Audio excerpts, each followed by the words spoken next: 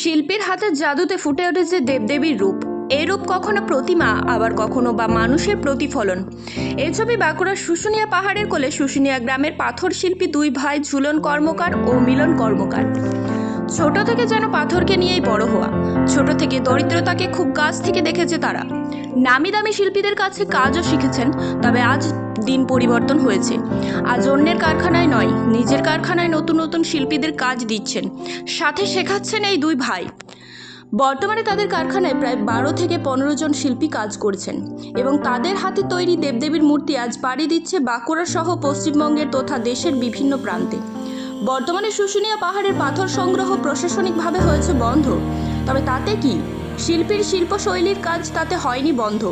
এখন রাজস্থান, কেরালা সহ বিভিন্ন রাজ্য থেকে আসছে পাথর। বিভিন্ন রকমারি মার্বেল পাথরের চাই কেটে ফুটে উঠেছে মূর্তি। দামও বেড়েছে চাপা। আজ দরিদ্রতাকে জয় করে এই দুই শিল্পী প্রতিষ্ঠিত। অন্যান্যদের কাজ দিয়ে তারা খুশি। এই বিষয়ে শিল্পী ঝুলন কর্মকারের কথায় অতি কষ্টে বড় হয়েছি, সুতরাং দরিদ্রতাকে আমি ভালো করেই অনুভব করি।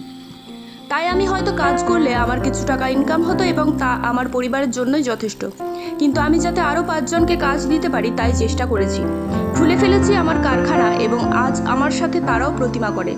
আগামী দিনে আমি আমার শিল্পীদের পাশে দাঁড়িয়ে এবং সাধারণ মানুষের জন্য কাজ করে যেতে চাই।